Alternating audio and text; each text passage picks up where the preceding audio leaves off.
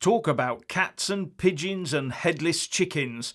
The Remainers are absolutely livid about the decision by Boris Johnson to prorogue Parliament for 5 weeks in the lead up to Brexit.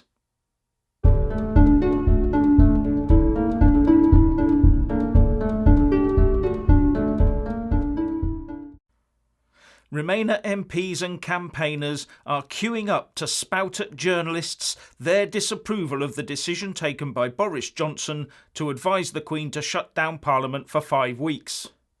The latest is that Parliament will return from summer recess on Tuesday the 3rd of September, then shut down again on the following Tuesday the 10th of September.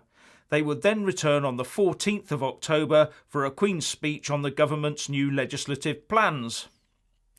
Now, the period covered by the prorogation actually includes the political party conference season, when Parliament is normally shut down for about 4 weeks anyway. So this means, as far as I can make out, that far from it removing a huge swathe of time for debate, it has only taken away about 4 days. But what it does do is remove the possibility for MPs to vote to keep Parliament open during the conferences, or at the least pare down the number of days taken off. It also removes the chance for them to vote to have 7-day-a-week sittings up until the 31st of October. And looking at the massive Remainer meltdown going on, I just don't know where to begin. There's so much of it. But one important person to note is the Speaker of the House of Commons, John Bercow. According to the Mirror, Bercow exploded in rage when he found out. After all, remember that it was he that said Parliament would never be shut down in such a fashion. Oops, got that one wrong, didn't he? Anyway, he said in a statement, "I have had no contact from the government. But if the reports that it is seeking to prorogue Parliament are confirmed, this move represents a constitutional outrage.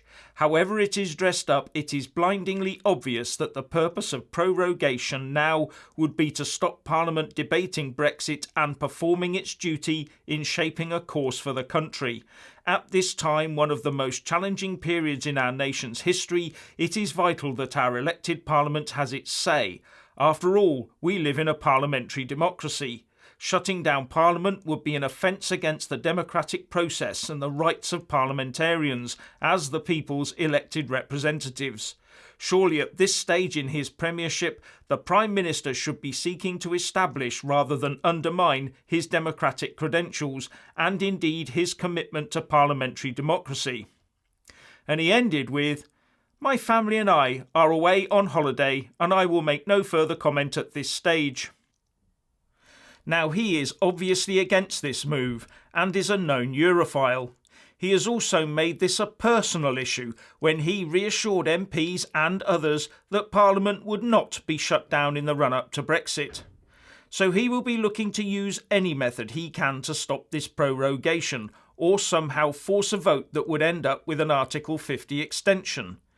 Now, the Speaker does have to follow the rules of the House, but it is his job to interpret those rules, and he has shown he is not averse to reshaping the rules using the excuse of trying to help the House of Commons make its views known. And on the government side will be the Leader of the House, Jacob Rees-Mogg, trying to keep to the rules and stop them being reinterpreted. I therefore think Bercow's imagination and inventiveness will now be in overdrive with supercharger and afterburner on. And anyway, what do you think those Remainer MPs would be saying if they were about to prorogue Parliament to force a revocation of Article 50 through? They'd be claiming that it was essential to shut down Parliament to stop those nasty Brexiteers from trying to pass legislation to force the UK out of the EU, wouldn't they? Now, there is the matter of the Queen's speech that both Houses of Parliament get to vote on, and the motion calling for the vote in the Commons is amendable. One wonders how far Bercow would go with that one. But one final note of caution.